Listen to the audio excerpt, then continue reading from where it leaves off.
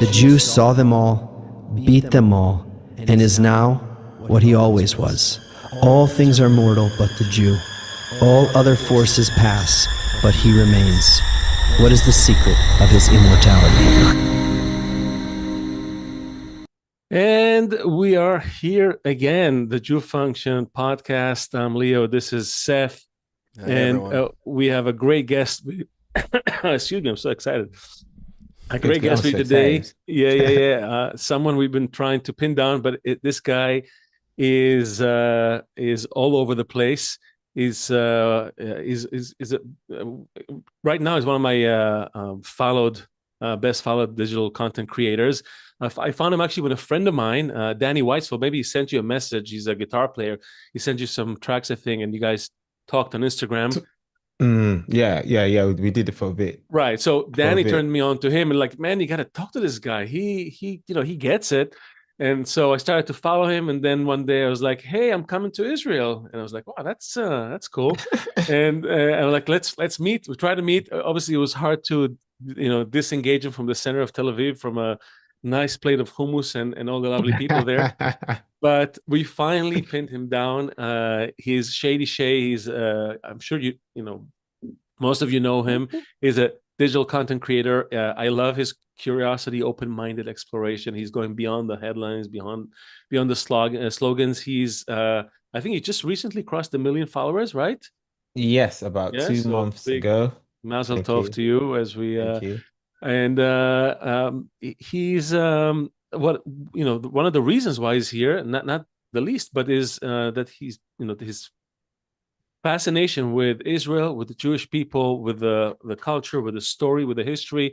And we want to talk to him because we like to get that perspective when we explore the roots of anti-Semitism and the solutions to it according to the laws of nature. And every once in a while, we have all these people who are not, seemingly should not be interested in what the Jews are going through. And here we are with someone who, just out of the blue, or maybe not out of the blue, we'll hear from him today, developed this fascination with the people of the tribe. I don't know, maybe we'll find out he is one of the tribe.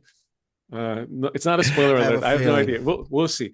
Well, I'll just say that Seth and I, we have a different definition for what makes a person part of the tribe. It's not what it says on your national ID card. It's not who your mother or father are. It's something else, something deeper. So we'll touch on that.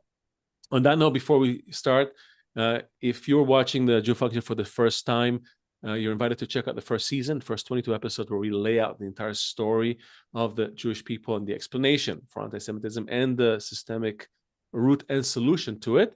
And like, comment, and share this talk so more people can see it. And without further ado, Mr. Shae, how are you? You're in London, right? Yes, I'm in London. Yes, and I'm good. I'm good. Just been a bit busy trying to explore the world as much as possible, either by traveling or by online research and trying to understand what's really going on with the world right now. Because to be honest, the world has really changed from when I was a child, from the things we've been taught in school to what I see on a daily basis. It's just I find it a bit strange. And for me, rather than just assuming things, I like to first research to know, as much as to get like to make an educated guess of how life will be in the place. Then I listen to people's opinions, and then I try as much as possible to visit or meet someone from the particular place I'm curious about, because there's something about lived experience. You cannot deny someone their lived experience, no matter what you think no matter how many years you spent studying a particular, topic or country. People that live there are the ones that actually know exactly, what's going on ground. And those I visit with an open mind. That's what I think. But yeah, I'm good. I'm good. And you? How are you? We are very good. I wanted to, we'll get to know each other more as we go, but I want to just on the tail of what you just said.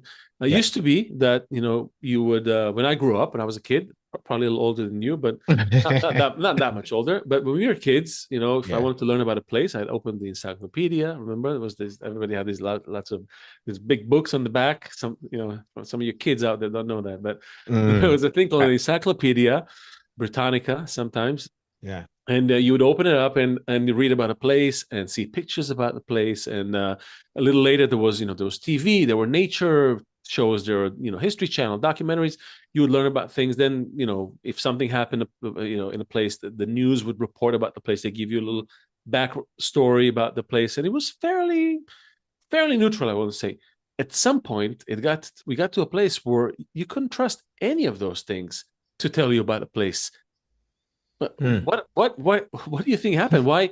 How did we get to a place where we have to rely on the curiosity of other people to show us around the world? What's Well, to be honest, right?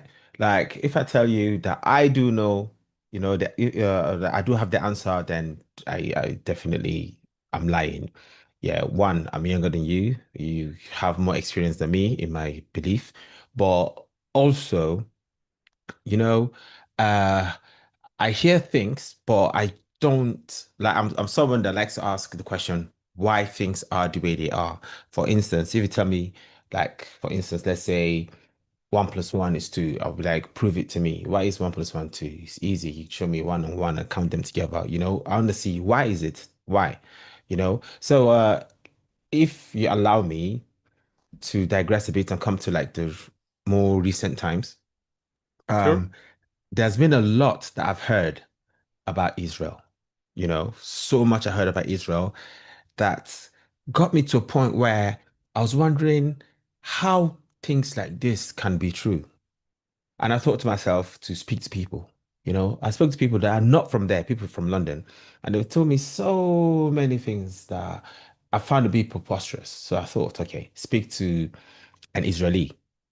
I spoke to actually, I used to think that all Israelis were Jews. So before, like back in the day, I would say, speak to a Jew, assuming it's Israeli, but I've been educated that there are Jews, then I mean there are Israelis, then there are Jews as well. Then some Jews are Israelis. Anyway, long. But yeah, I'm kind of losing my train of thought.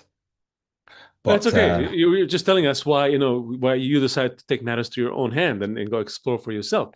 I was just yes, curious if you had, I know you don't an have answer. the answer. Yeah, no, but like, what's happening? What's happening in the younger generation that, by the way, some people are saying are just not as even I don't want to say intellectually challenged, Mm. but despite all the technology they have access to and everything, they're even less studious, less You curious, know, less like what's that? what I would say is the media is what they have been fed with. I genuinely think so. Yes, because I talked about something like this recently where I went, like, this new generation need more role models, more people that are more enlightened on topics, that would actually speak about it. Because most of the celebrities these days are quite ignorant about what's going on, and they just take a side without doing any research. You just take a side because it's popular. And I was telling someone that I really think that trends in this world. So now this is my opinion. All right. No one told me that. I didn't read it anywhere. I just thought that on my own after a few things that I've seen, that trends are being sponsored. I feel like someone somewhere just decides that I want a certain thing to trend.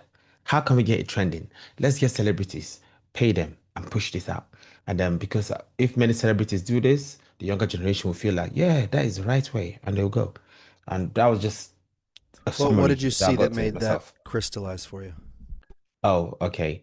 Um, I don't want to go into politics exactly yet, but there's some political things as Take your Well, well. we're time. going to keep pushing you there.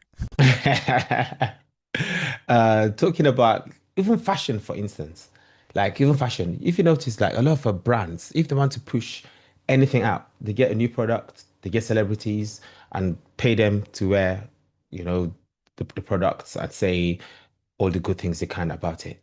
And these celebrities go out, say these things, everyone will buy them to wear them just to feel among, to feel like, oh, they're trendy, this is what's happening, this is the best.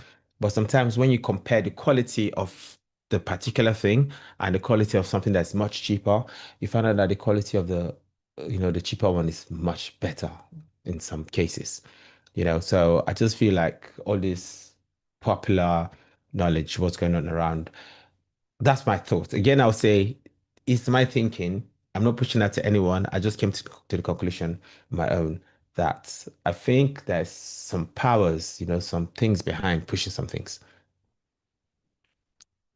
Yeah. The there's no question that that we are products of our environment. I think that much is clear. I was looking for a nice quote from one of the sages I mentioned to you earlier about that, and I'll find it.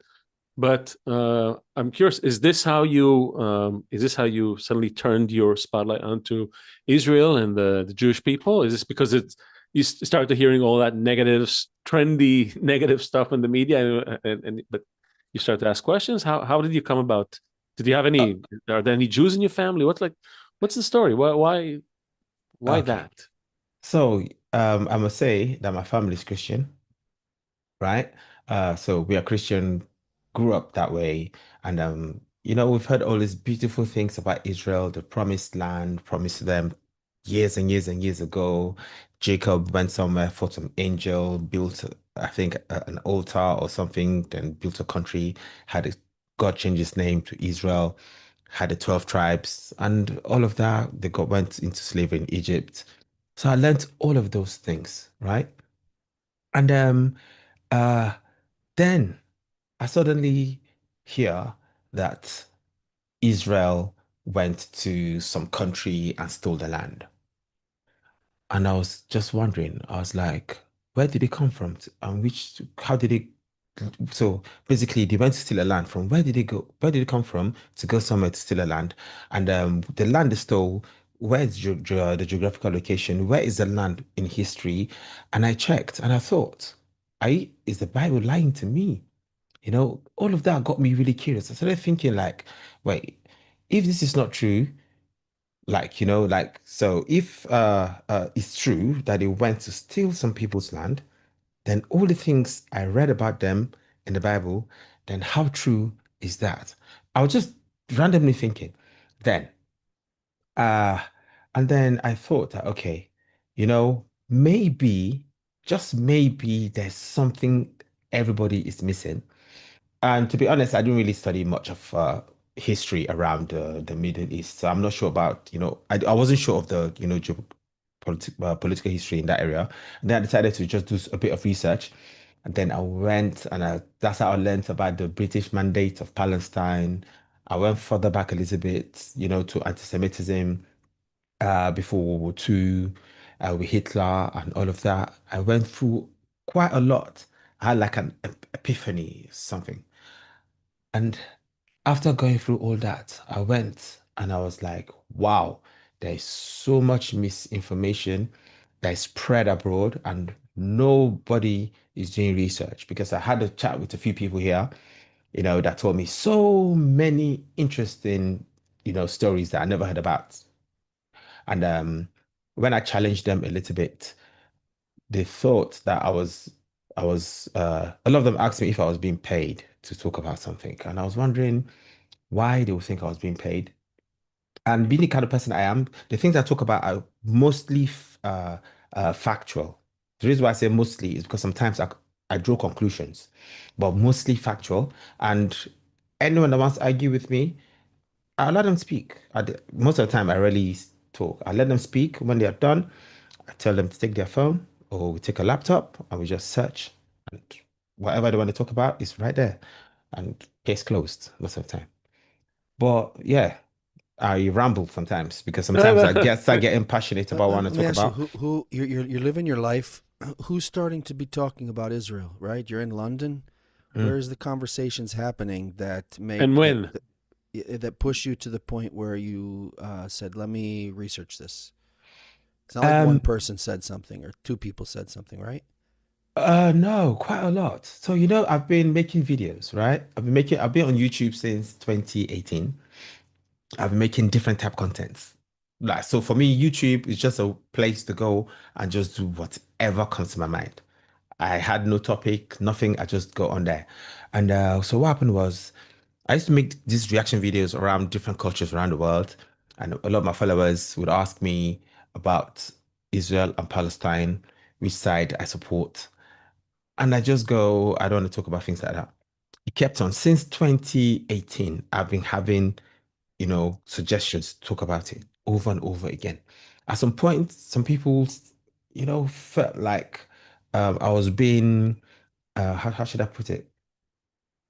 Because I didn't want to take a hard support for any side. I didn't want to talk about Israel. I don't want to talk about Palestine. And then a lot of the pro-Palestinians got a bit offended at me for not wanting to support Palestine because Palestinians are victims. And I was wondering, like, before I can talk about something, I need to have in-depth knowledge. Plus, my content was around entertainment, but the pressure got on and on and on. I didn't give in on not until 2019, I think, when that was the Eurovision. And with me, with Eurovision, I was checking out every country. For me, there was no discrimination. I was checking out every country. Then I got to Israel. Then I think there was a guy called Kobe Marimi or something. His song was called Home, or yeah, something like that. When I checked it out, the amount of hate I had on my channel, just so many hate comments. And I was wondering, I was just checking out music in Eurovision, and I never said anything particularly, just maybe positive to Israel. All I cared about was his song, his performance, how good it was, and if there anything he could improve on. But the hate was a lot. I was wondering where the hate was coming from.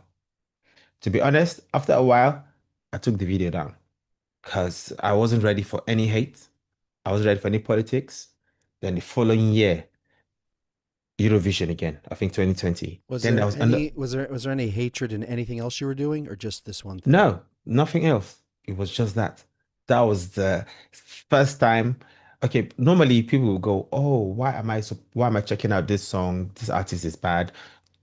Stuff like that. But this one, I was getting so much hate that I'm supporting this genocidal, these big people, that's stealing people's lands, these colonizers. I didn't want that at all. So I took the video down, everything got back to normal, continued my life. Then the following year, Eurovision again. I checked out Eurovision and there was a black lady singing for Israel.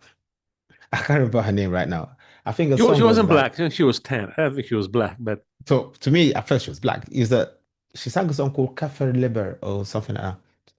I can't remember. But I think she was uh Ethiopian, if I'm not wrong. Eden.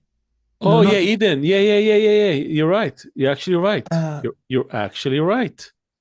yeah, because That's her. yes, her, this Yeah, one. yeah. You're right, She man. Yes. looks I like was what? a white colonizer.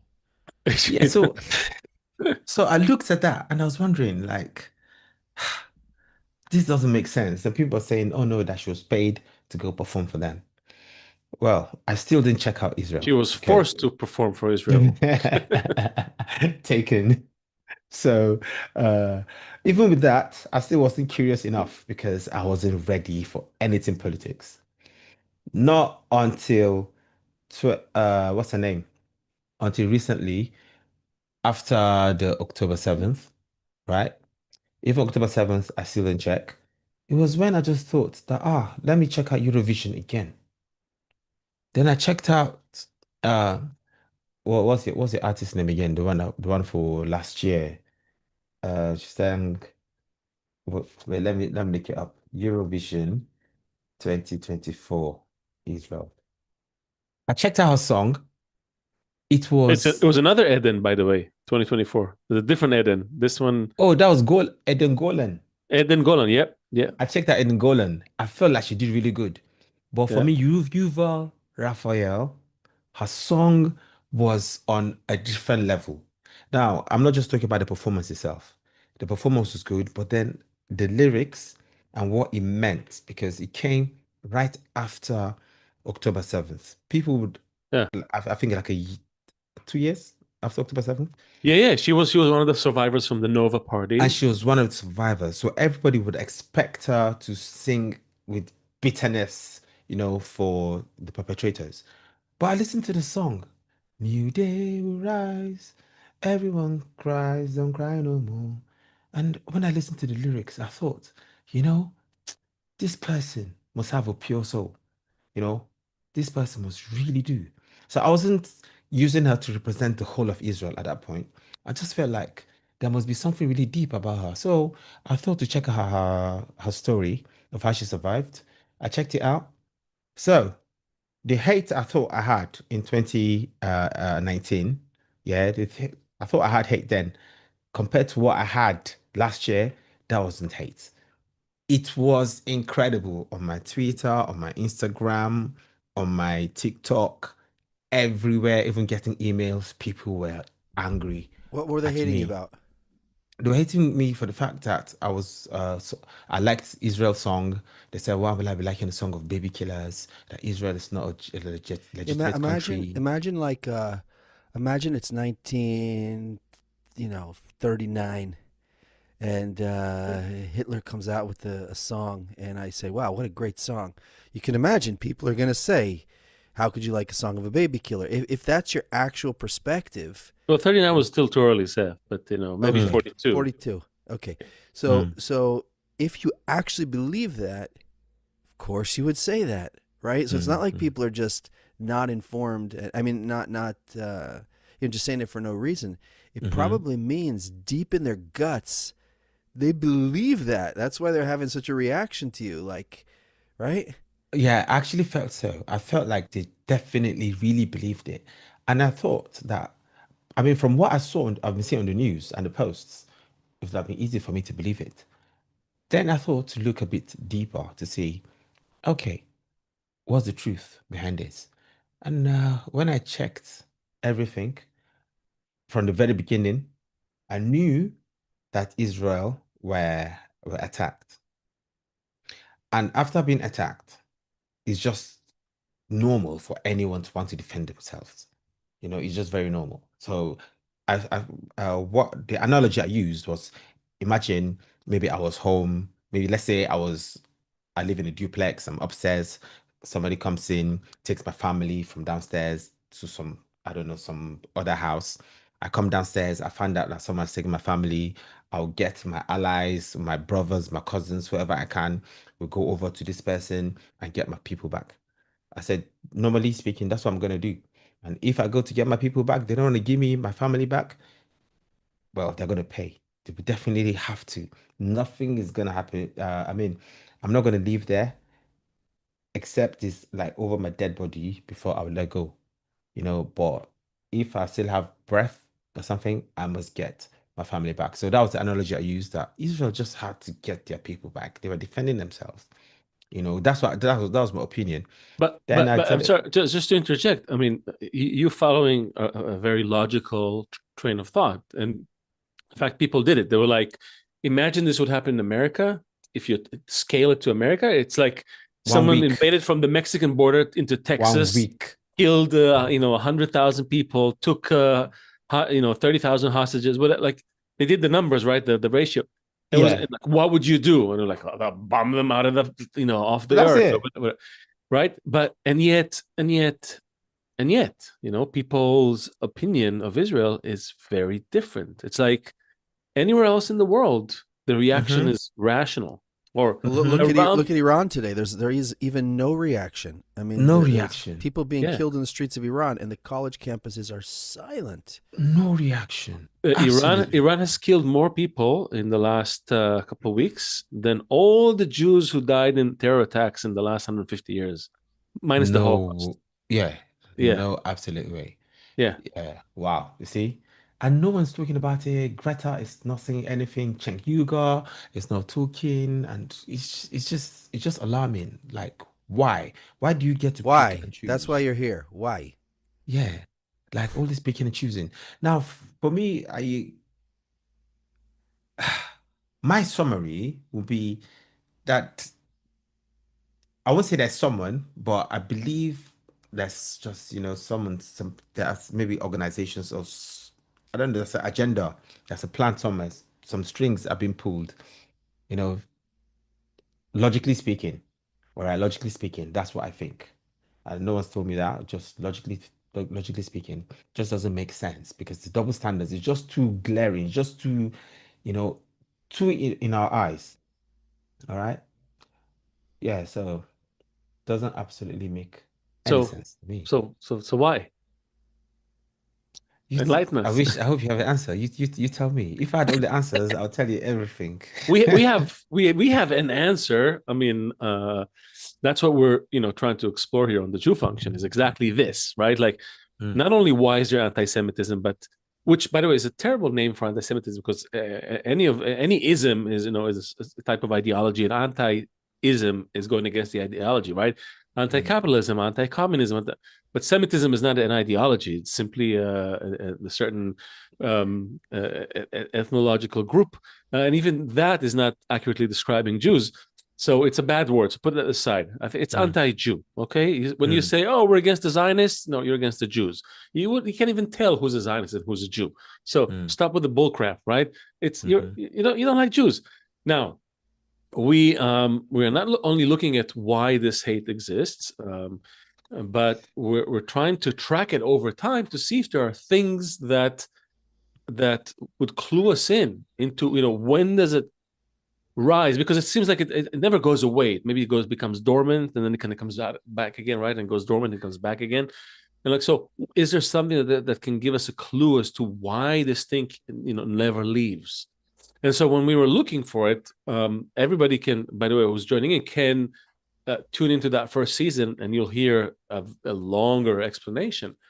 But the bottom line is that humanity is one group of people. It's like one family, right? I'm sure you feel it. I think anyone who's cosmopolitan in nature feels like, oh, we're just all people, right? Now, that's great. Now, if you imagine this one people to be almost like a single body, right? Humanity is one body, made up of all these different cells, different organs, if you will. Okay, so far the analogy sticks. Yeah, good. Okay, now. Yeah, I'm just it does. By the way, you could say no. You could say no. You're full of shit. But as long as it's not full of shit, you'll be our shitometer. It works for me. Okay, good. So humanity is it's a big family. It's a big network of cells or organs, just like any other network. You have the internet is a network. The electrical grid is a network, right? The internet is a network. The human brain is a network. There are different types of network in nature, and they all follow the same laws, more or less, right? How they're configured, how stuff goes through the network, right? The network is not flat. There's always like these hubs in the network through which ideas and resources and money and energy, whatever, flows into the rest of the, right? Because it's easier than for me to get to you through a hub than for me to get through every possible node until I find you, right? I get to your, your third cousin and then your second cousin and the first, right? I take forever. But if I go to church, for example, the church that you go to, boom, right? Boom. I found you. So networks is how nature organizes things. And in the network of nature, Jews play a certain role. It's not because they're Jews, rather because of the role that they play. They're called Jews. Okay, the word Jew comes from the word Yehudi in Hebrew. You heard that word probably. Yehud comes from Yehud, meaning unity. Okay, bringing people together, creating this sense of unity. That's the role of the Jews. Now, they play this role in the system, but it's not a direct thing. It's not like Jews are simply, hey, you two hub. It's not like, right? They're playing this role of hubs by creating all kinds of connections in the system, right? That facilitate things, right? So that's why you see naturally in modern times Jews in media, Jews in finance, Jews. Why? Because those are hubs. You connect a lot of people around those hubs. It's not a coincidence that you have an unusual. Sorry, you said finance, and they say Jews control the money. No, they don't control it. They're simply playing a very instrumental role in it. That it's not like there's a Jew with a key sitting somewhere and controlling the money, right? Money to here to there, money. Yes. Exactly. And the This- media as well. They and- say you control the media. Same thing. They don't control the media. Again, I don't control the media. If I would, then this show would be on every show, on every channel. But they're definitely playing the hubs in those positions, right? I mean, it's again, think of the unusual statistics, right? The number of Jews in those positions in media companies, in internet companies, the guys behind WhatsApp and Facebook and Google, and it's not a coincidence. It's because they're very suitable for this. Now, why? You would say, why are they so suitable for this? Because nature needed a group that would help humanity move, through different phases of development. Okay, makes sense so far? Well, why is it only the Jews that can do Well, that? it's not only the Jews. You need everyone. But just like in the human body, for example, when you hit puberty, right? One day you're this kid, and then suddenly, right? Suddenly you have different interests. Hair where no hair was before, right? We saw those clips, right? What happened? Right? A small group of cells, a small group of cells called hormones started to run around and initiate those big changes in your body, right? That's how nature makes changes things. Small group starts, triggers a big flood of changes. So you can't change everyone at once. It's not like a magic show. You need a trigger. You need a starter, and that's how it is in everything. It's like in a nuclear bomb. Just to make a rare comparison, right? Yeah. You don't just blow up the bomb. No, you need a fuse. You need actual regular explosive to go off, to set off a chain reaction, and then you have a nuclear reaction, right? Yeah. So it's the same thing in everything. You need that group.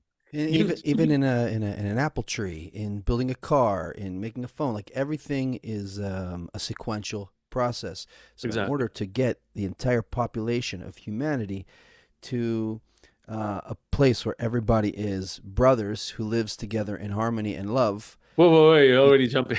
I'm always jumping ahead. Hold on. Before the brotherly love, let's just talk about jumps in evolution. So every major change needs to be triggered, right? And absolutely. And this group simply, you needed someone. Nature needed someone. So what did they do? They took representatives from all the nations that gathered around Abraham in Babylon 3,500 years ago, where all the nations were still in one place, more or less, which is ancient Iraq. Yeah, Mesopotamia, right? So representatives from all the nations. It's not one group. It's everybody who united around a certain ideology. And they united around this guy, and he said, "I'll teach you how to relate to each other in a different way." At a time where everybody, at first, were pretty much like very brotherly, very close, right? Things were very close in ancient times, right? You have these clans and tribes and extended families, and there was a lot of trade and barter and a more familial type of exchange between people. But one day there was a leap in evolution, right? There was a jump. And suddenly people started they stopped rather than start. They stopped trusting each other implicitly, the way you trust a family member, right? Where did you get this information from? What's that? Well, so it's written about it in the Bible when you read the story of Abraham.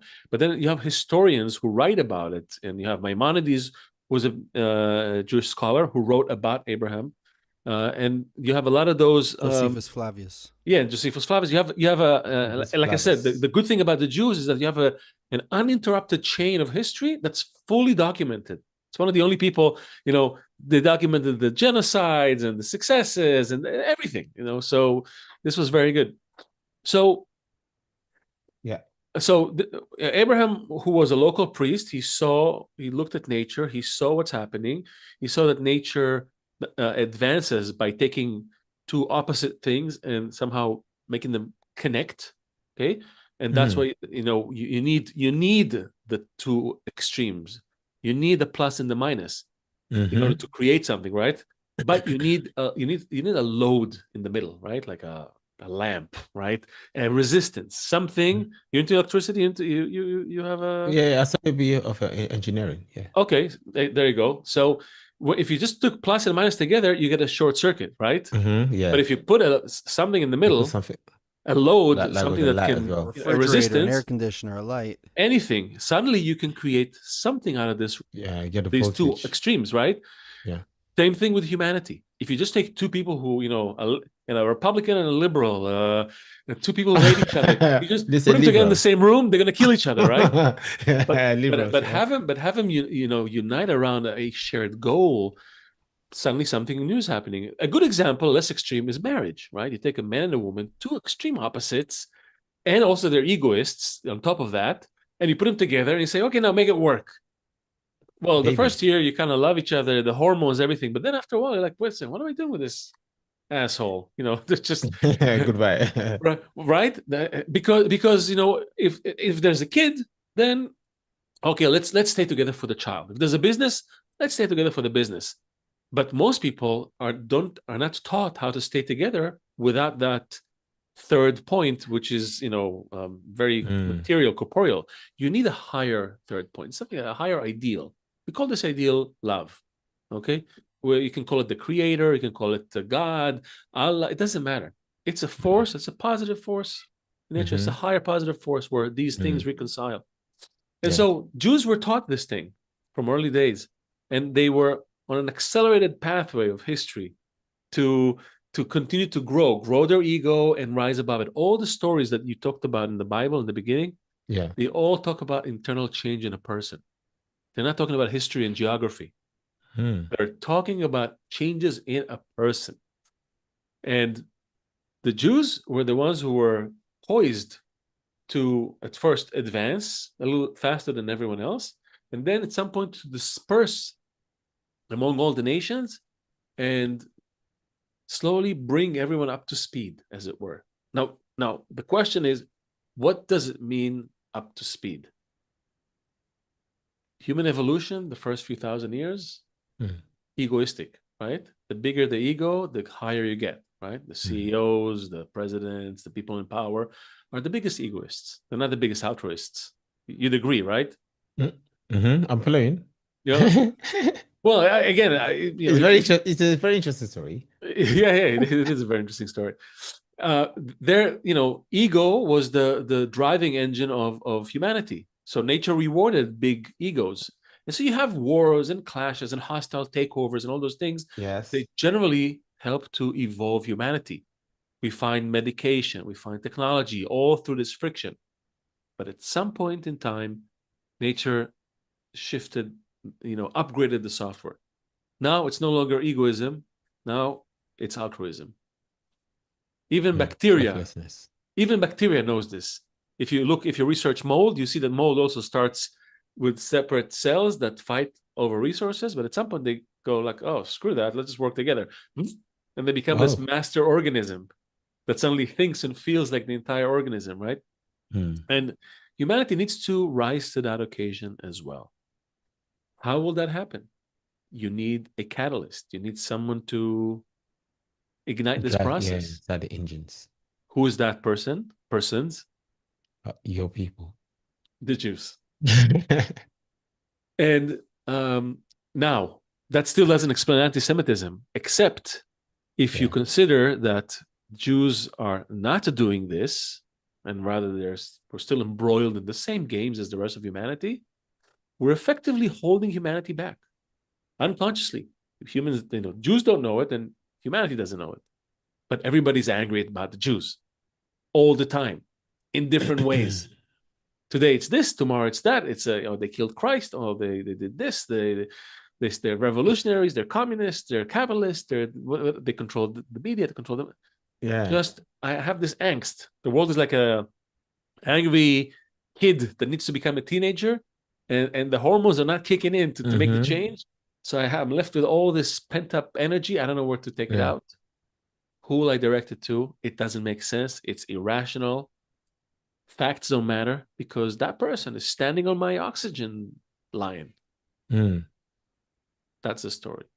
Yeah, that's a very, very interesting story, mate. So what do you think about this story? I would say the story sounds, if anyone hears the story, you say it sounds a bit fairy tale-y. If I'm being very honest. Yeah, for sure. Yeah, that's just basically how it sounds. But then there's a lot of things that you said that, I've kind of, agrees with the Bible, I would say. Quite a lot of the stories there, like, the nations of the earth shall be blessed. In Israel, whoever blesses Israel will be blessed, whoever curses Israel will be cursed. Um, Also, Israel, being the chosen, Abraham being chosen, and the Israelis being the chosen people, you know, and even from the things that we've seen in like, these modern days, even when it comes to advancement in technology, there's almost always an Israeli involved or pioneering it, like Hollywood. People complain about Hollywood. I know it was Israelis that started it or something like that. Then I Jews. Yeah, know a bunch of Jews. Jews, yeah, Jews started it.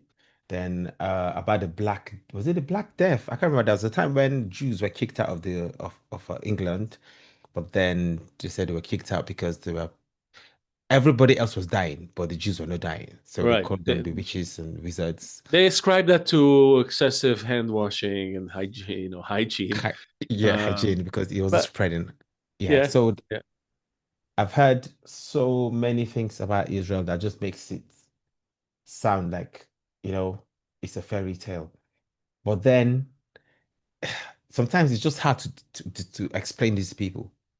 Because if I explain, they'll say, where am I getting this from? I'll say from the Bible and from the things that I'm seeing in the modern day, in this modern age. But it just sounds a bit hard to explain. yeah. So It no matter how, sounds like a dream, it right? just, yeah, it doesn't sound real. So there's one thing I'm going to say, right? That I only found out very recently, very, very recently, because I do read the Bible.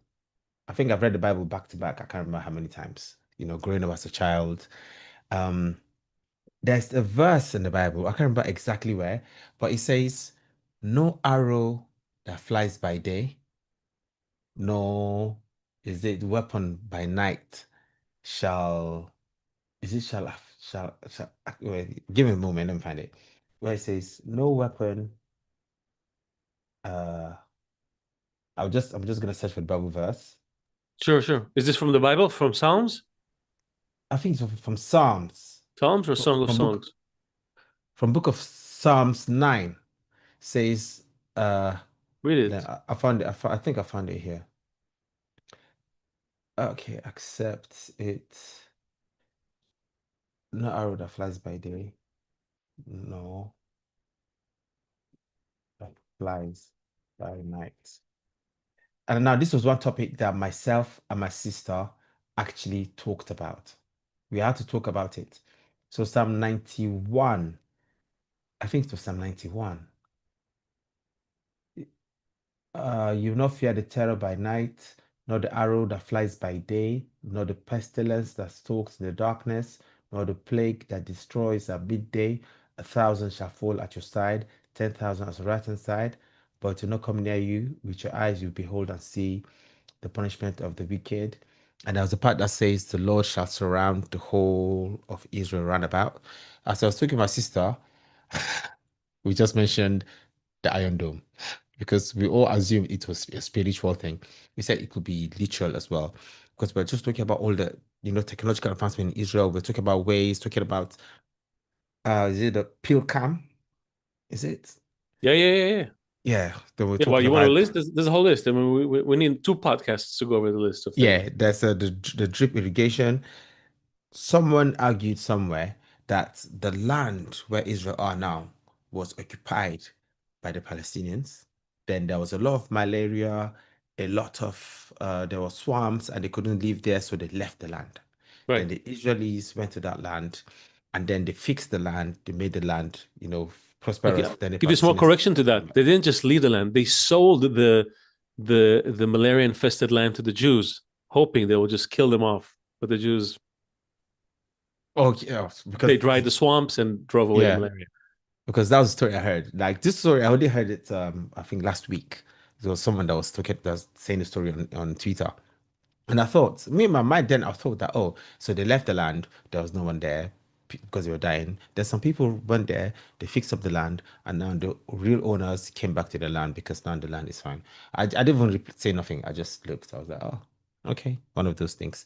And then, so there's quite a lot of things that I know that Israel have done. So for me, why people hate them just doesn't make sense, because Israel is the only country that, or let's say Jews are the only people that have just one country and are not interested in taking over any other. I mean, from what I've seen so far, right? There's only one Jewish nation. So like the hate for Jews doesn't make absolute sense to me If at we all. if we can think of the whole of humanity as one family, Yeah.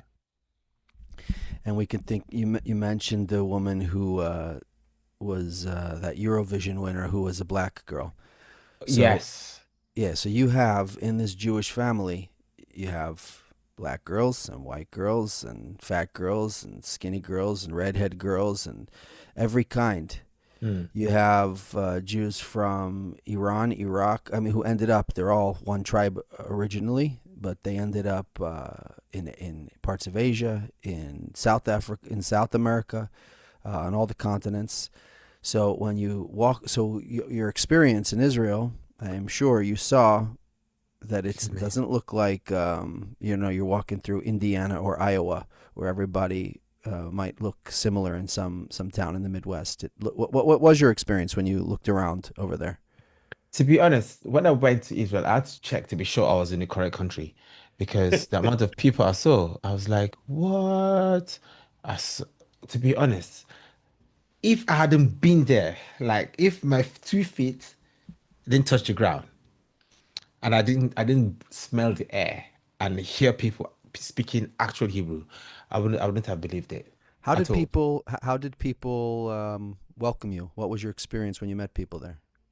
So to describe this, to explain this to people, what I did was I made a live video. I went live. The first one was live, but then the network was a bit dodgy. Then I just recorded without editing. I just took my camera, just walked for about an hour. I just walked, took a walk around, right? I put the video up. A Well, lot what of neighborhood were people you in? Do you know did where not you believe were? it. Yeah, I started walking from He was Nahalat, in the around the Carmel Binyamin. Market, Nakhla Binyamin, right, middle of Yeah, Tel Aviv. Nahalat Binyamin. From there, I just walked, just kept going. As I was walking, a lot of people were smiling at me. A lot of people were talking to me. I had a chat. I posted a video online, and a lot of people asked me who paid me to post this video. But they had no idea. I was sleepy. I was literally about to sleep, and I thought, I haven't recorded today because I was busy. Okay, let's just walk around. Just walked around. Came back, went to sleep, uploaded it 2 days later, and I started getting comments that this was a paid video. I'm telling you, it was so random. People were nice to me. I talked to a lot of people there. You'd think I had known them, for time. And right after I finished the video, as soon as I just went, bye, guys, I took my phone down. Some guy just walked out from a restaurant. He was like, "Hey, I think I've seen you before on YouTube." He said he's a chef. He said, "Come in, come have dinner here for free." And I was like, "Oh," I said to him, "I just stopped recording. I wish I could have recorded that, but I was tired and I left." But yeah, it was so amazing. The friendliness, everyone was willing to talk to me. No one was giving me this salty looks. Everybody I asked a question to, all answered very happily as well. Uh, I saw the whole spectrum, the whole spectrum of humanity. I saw them there. I met some guy When you say the from whole spectrum of humanity, what do you mean? from from the snow bunnies to, I don't know, to the, let me be respectful, to black people. So all the different colors of skin, you're saying you saw Everything in there. between, from very white to very black.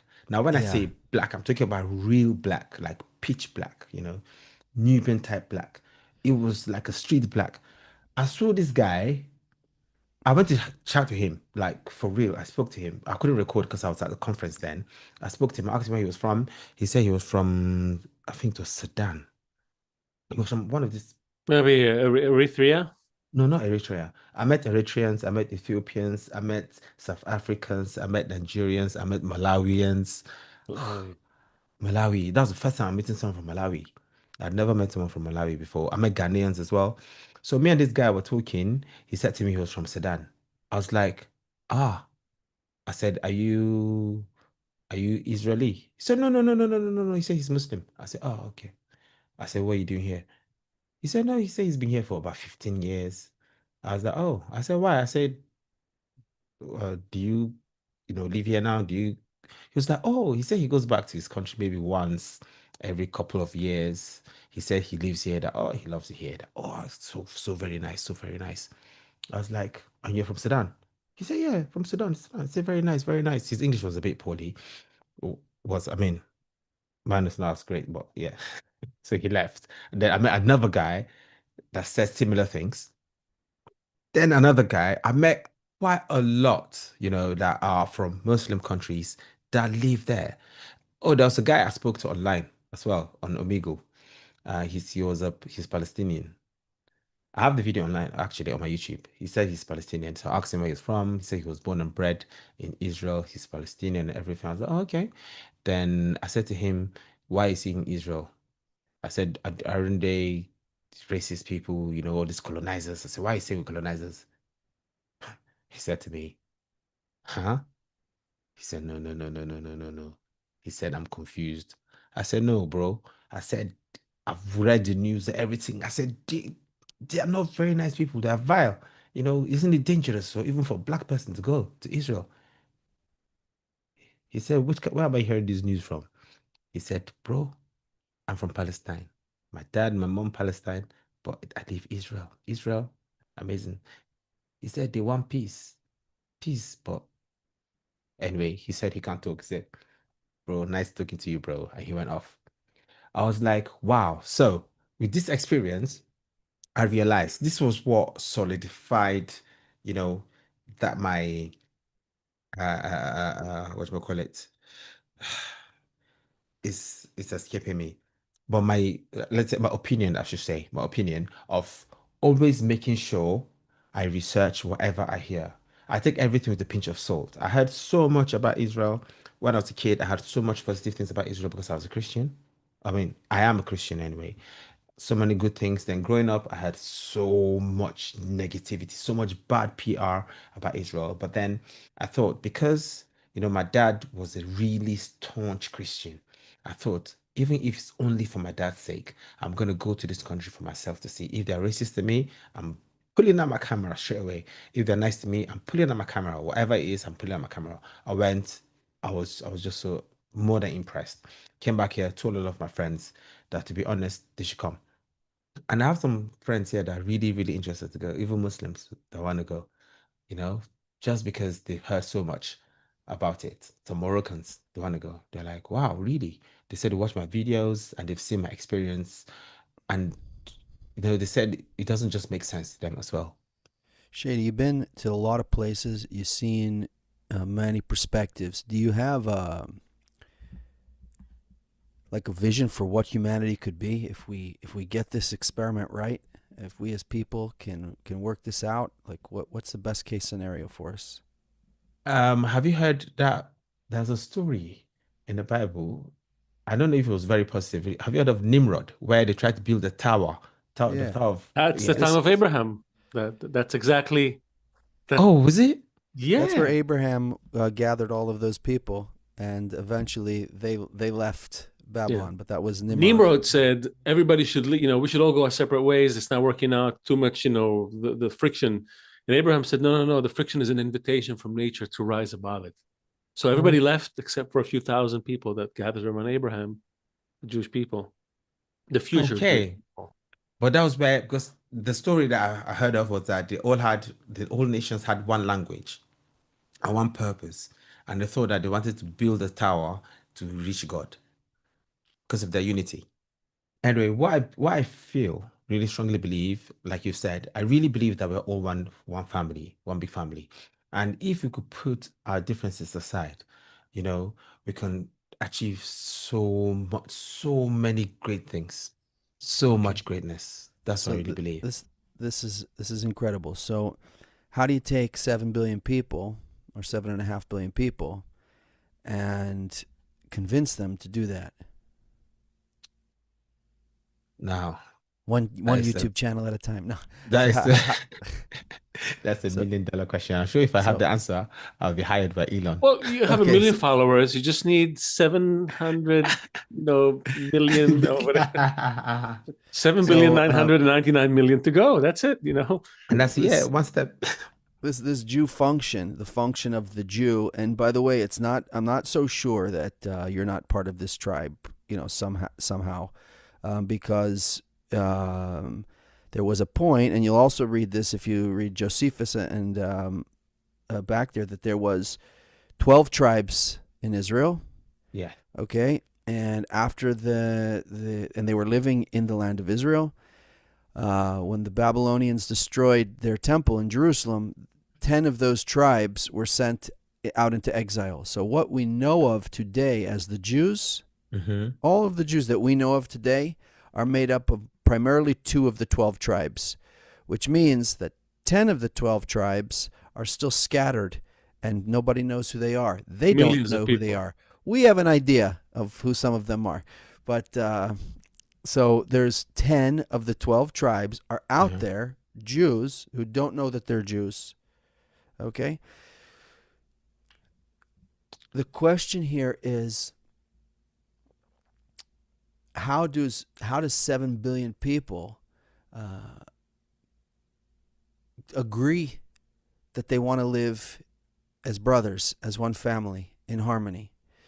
So there's this small group who has this role called we call it the Jew function. They have this role as hubs, as for example, your channel. Many people come there, and then you can say something, and it spreads to 1 million people. So you would be considered like a hub. So the Jews, like you mentioned, in technology, in finance, for some reason, Jews have this role in the system of humanity as being these hubs. What happens with the Jews spreads out. You have Mark Zuckerberg, he creates Facebook, it spreads out like that, right? So if there's a message strong enough within the Jews, it can spread out through all humanity. You said earlier, it seems like someone's pulling the strings. Definitely there's all kinds of nefarious actors out there, but there is some kind of system in humanity that what's happening within the Jews spreads out to humanity. The main question then is how to get something good happening within that Jewish group to spread the good message out to humanity. Is it, by the way, you ever research how many Jews there are in the world? I know in Israel there are about 8 million. In the whole world altogether, I think like 60 million, right? Yeah. You're What good. did you think when you heard that number compared to their influence? Mate, it's like a drop of drop of water in a bucket. Yeah, we had a guest here. He went to the Ukraine years ago to train them for something, and there was the foreign minister was in that event with another, and they were talking about how it's great to have him among us, as one of the 90 million other Jews around the world, 95 million. Like that's a foreign minister of a country said, there were like 90 million Jews. That it's again, we're a statistical anomaly, because you don't need that many. Too many Jews, it gets too much argument. It's not good. You don't need that many Jews. If there are 2 Jews, you get 3 point of views. 3 opinions, exactly. Yeah. Because catalysts are usually very small. You don't need a lot of catalysts to no, exactly. Like yeast, just a little That yeast. catalyst is what we're calling the Jew function, basically. And you see that in every, you brought it up earlier when it comes to social media.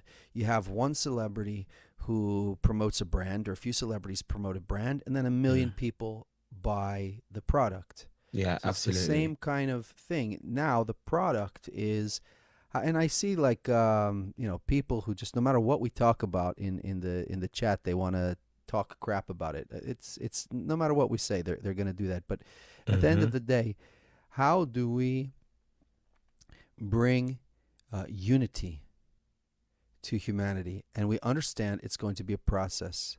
But how do these catalysts bring humanity? How can we somehow have something that we share in common that's greater than all of our differences?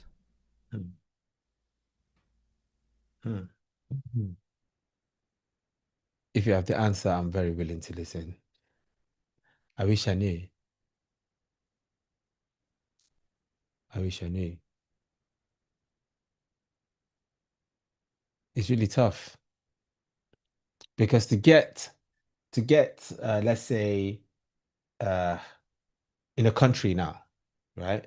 Let's say in a country in the UK, a country of about 80 million people, to get 80 million people to agree to vote to one person, it's almost not possible. Just even leave that. Let's even come to a family unit, a family of 6 people, right? Let's say 3 boys and 3 girls, with options to maybe all go, I don't know, choose a restaurant, to all unanimously agree and choose one. Okay, let's come to a couple, a husband and wife, to choose a place to go by the way, together. I heard an interesting statistic the other day. You know how many issues remain unresolved in a marriage, in a loving marriage?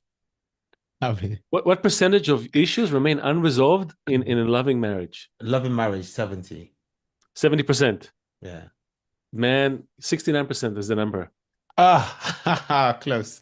69%. Let's say 70. Let's round it up for you, for our guests here. 70% of issues remain unresolved in a loving marriage. It's not about solving the issues. It's not about agreeing.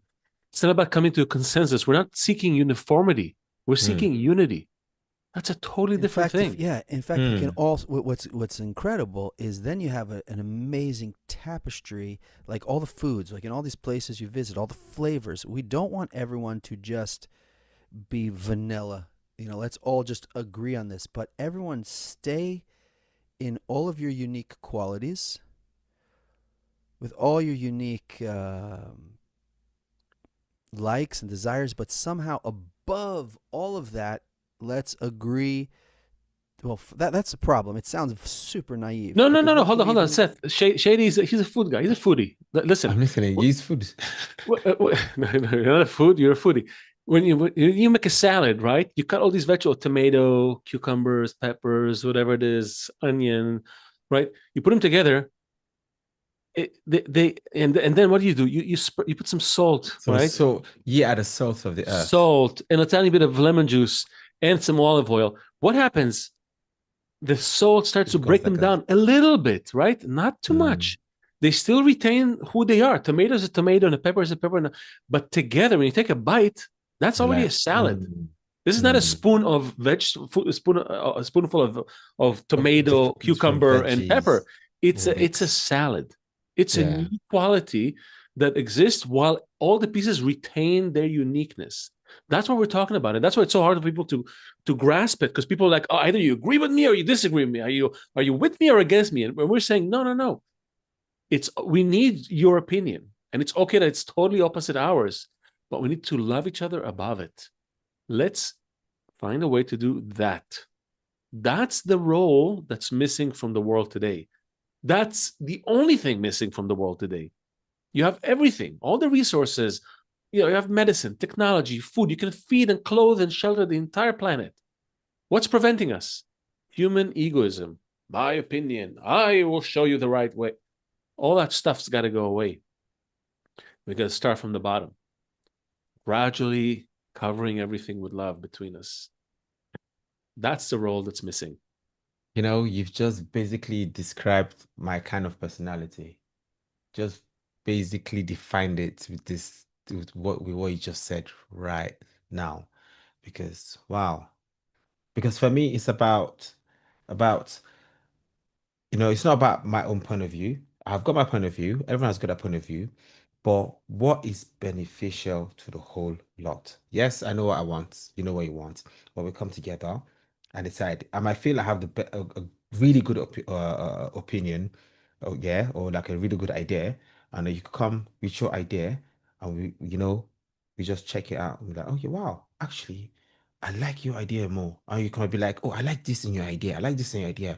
what if we take this and take that, and take this and take this, and put this like this, come together. But yeah, also we talked about like a salad, different vegetables still retaining their unique qualities, but coming together to form something new, but still you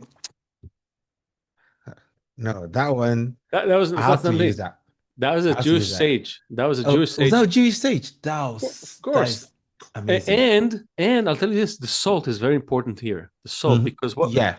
what does the salt do? When you put salt in the meat, it softens the meat, right? It sweetens it. You put salt on the grapefruit. You ever put salt on the grapefruit? No. Oh, you should try it. Take half a grapefruit, put some salt on it. Tonight. It's gonna be so sweet in your mouth. Okay, I'm gonna try it tonight. Yeah, salt it softens, it breaks down things just a little bit, right? You put meat in salt, what does it do? It preserves it. Salt is this Yes. thing, I but love saying that. but it's also it's like a form of discomfort, torment, right? It's not. Too much of it get you thirsty. Yeah, too much is not, it's but You get it's you dehydrated. need, yeah, but you need to be open to that little breaking, that little bit of, let me, make some room inside your heart for me, and I'll make some room inside my heart for you. And it's not going to be easy or pleasant, but we're going to help each other to climb over our egos. That's what we're after. So let's talk for a minute before we just fly off into the clouds. What is the reason why Shady could talk about all of these things for all of these years, but not until he mentioned the Jews, everybody started hating on it? What is that other pressure? Like, why have you seen it, Shady, in any other, around any other group in the way that you saw it around the Jews? Absolutely. I mean, there was a time when uh because I'm obviously Nigerian, but I'm also proud of the United Kingdom. I'm proudly British. I'm very pro UK. If there's anything that's good for this country, I'm right there supporting it, from politics or whatever it is, right? And when I talk about it, a lot of people get really angry about it, but not as mad as when I talk about the Jews. When I talk about the Jews, it's like a form of hatred towards me then and my own content. And some people want to start throwing threats, which doesn't make sense. And I'm wondering, am I not allowed to learn about what's going on? So you have an opinion about these people. I want to know for myself, right? You can't tell me something for me to take it as gospel truth. Even when a pastor preaches to me in the Bible, I listen to what they say. I still open the Bible for my own self to check it. I'll be like, oh, he said this thing. Okay, that's nice. When it comes to studies as well in school, we study, we read our books to check, we research to check things, to check the accuracy of things. So I don't listen to every Tom, Dick, and Harry that will come to me and tell me, yo, Shady, this country, these people here, they are bad. I'm like, really? Why?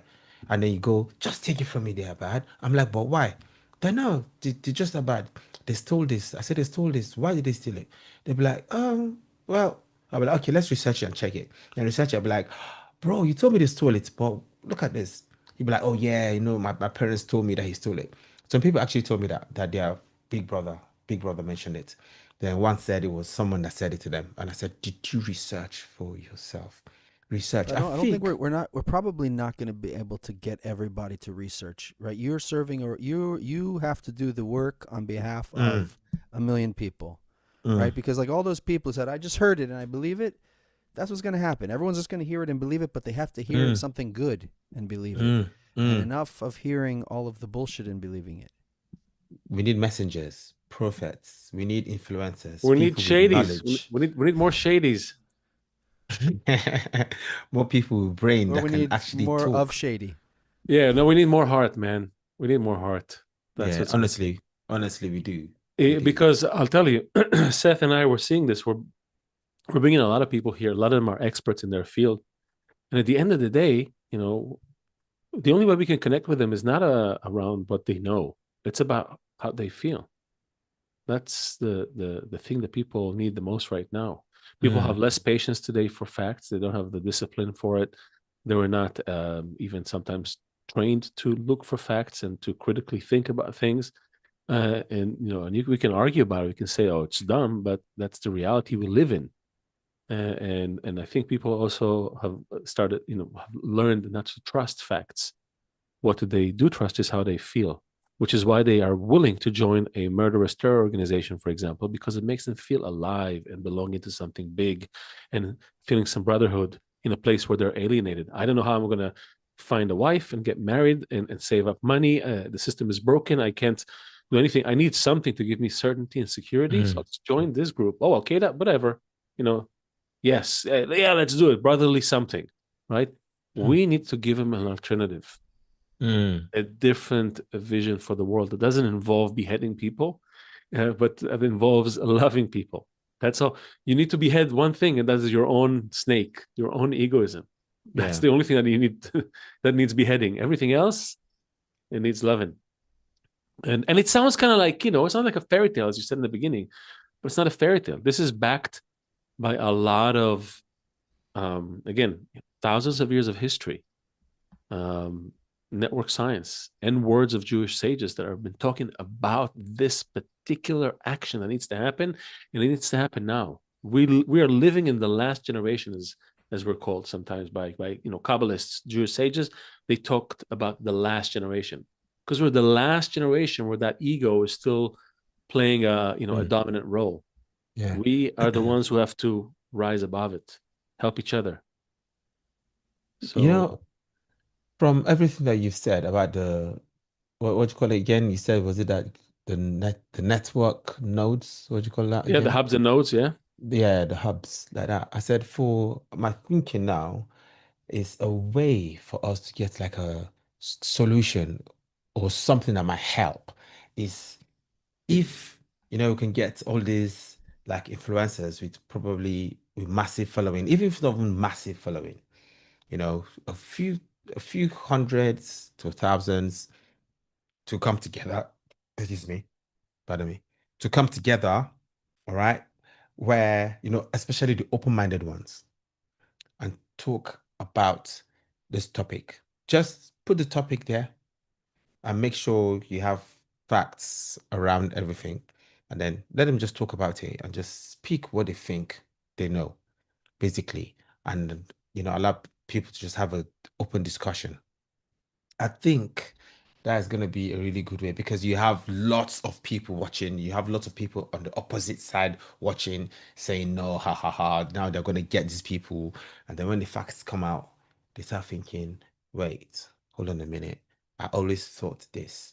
All right, let me check, is that really true? Be like, oh, so to get people questioning what they know, I think that would really help. I mean, that's how science advanced, people just questioning what they know.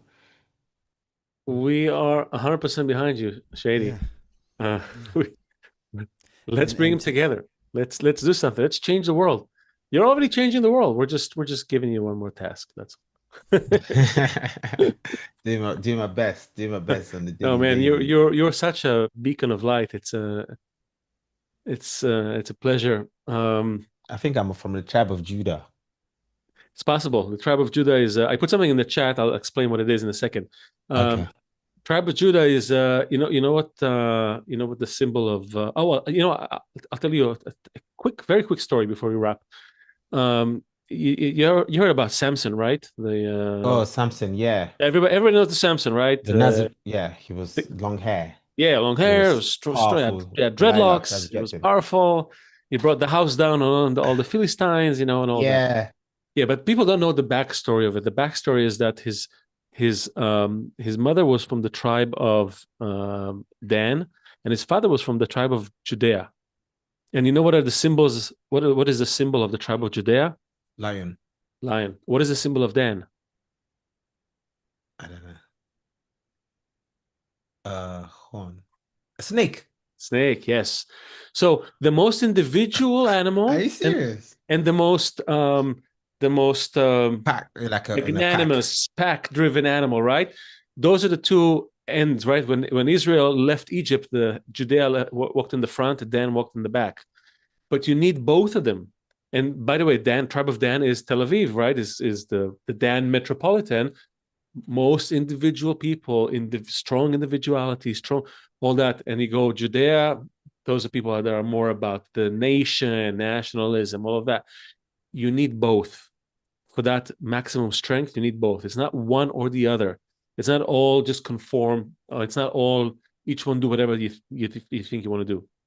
It's both. That's what gave Samson the strength.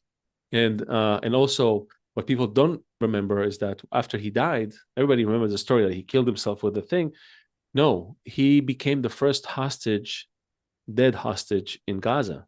And it forced all of his brothers and sisters, which he didn't have, by the way, but the Bible says, and his brothers and sisters rose, united, and went down to Gaza to retrieve him. So very symbolic where we are with this story. And very interesting. And yeah, and again, all the stories have an inner layer. They're not just, there may be some historical quality to them, but it's not, we're not in it for the history. We're in it for the, how does it relate to us right now? Well, let's say, like, when we approach all those stories, instead of just approaching them as historical books, let's see that anytime it's talking about Israel, it's talking about the point inside of every person in the world. Inside of every person in the world, there's a point called Israel, which is the point that yearns for unity. And the other nations of the world, each one represents a different egoistic desire of a person. And the whole world, all of those nations and all of Israel and Pharaoh and Samson, all of that exists inside of one person. So when we open that book, that's the story of you. That's the story of me. So anytime we have a quote we're going to read here, anytime we talk about Israel, we're talking about that point inside of me. Anytime we talk about Egypt, Pharaoh, any of the enemies, those are all of my desires that are fighting against unity, love, connection. So with this, we put a quote in the chat for you to read for all of us, if you don't mind. Let me find it. Yeah, it's in the Zoom chat. Yeah. Oh, yeah. So it's from Baal Sulam. Yehuda Ashlag Baal Sulam was one of the preeminent Kabbalists of the 20th century, and he wrote an article. Yeah. It's called The Mutual Guarantee, Arvut in Hebrew, mutual guarantee, where he describes that state. And so this is an excerpt from that. Okay. So go ahead. On here, yeah, I'm going to read it now. So it says, now we can clearly understand about the Torah being given specifically to the Israeli nation, because it is certain and unequivocal that the purpose of creation lies on the shoulders of the whole of the human race, black or white or yellow, without any essential difference. But because of the descent of human nature to the lowest degree, which is the self-love that rules over all of humanity without restraint, there was no way to negotiate with them and persuade them to agree to take upon themselves, even as a mere promise, to exit their narrow frame into the wide world of love of others. The exception was the Israeli nation, because they were enslaved in the savage kingdom of Egypt, 400 years in terrible torments. Our sages said, as salt sweetens meat, suffering scours man's sins. This means that they bring to the body grace refinement. Powerful. Really. I mean, we can see it, honestly, from, I keep saying, from the whole technological advancement, from what Israel have done. Imagine that, look at the numbers. Like, if you check with the numbers with what Israel has contributed to the world, it's just insane. It's just insane. Like, I tell people, check facts and figures. Don't judge me based on what I'm saying. If you want to question anything I've said, bring the facts and the figures, and then you can question me. But don't just object to what one says without first checking what they've talked about. But yeah, powerful. Amen. You heard it all from the mouth of Shady Shae, our curious explorer, vlogger extraordinaire. My best. And we are very, very, very happy that you find the time in your busy schedule to be here with us. Thank you for having me. I appreciate it. Wonderful to talk to you and feel your man. Now, when you come to Israel, we have to get together. I'll show you. I'm working on something. Yeah, good. Lovely. And yeah, we invite everyone to come to Israel. Of course, see it for yourself, as Shady said. You won't be disappointed. I think this is all for a reason. All there's ups and downs, and even all the hate comments and everything. They force us to examine our beliefs and what we're going as humanity. And I think Seth and I, we believe we're going to a good place, but we just need a little nudge in the right direction. So if you feel it too, please join our community, our growing community. Like, share, subscribe to the Jew Function. Leave a comment because it helps the algorithm. And maybe one day we'll be as popular as Shady Shae. But if not, we know one day we shall. But if not, we know that we're growing our network and our community by connecting to more hubs. And we're inviting all of you to do the same. And this is the Jew Function. And we will see you all next week. Thank you, Shady. Thank you. Shady. Love. God bless. Love. Bye, Seth. Bye, Leo. We'll cover everything. Take care. Cheers. Have a great Bye. day.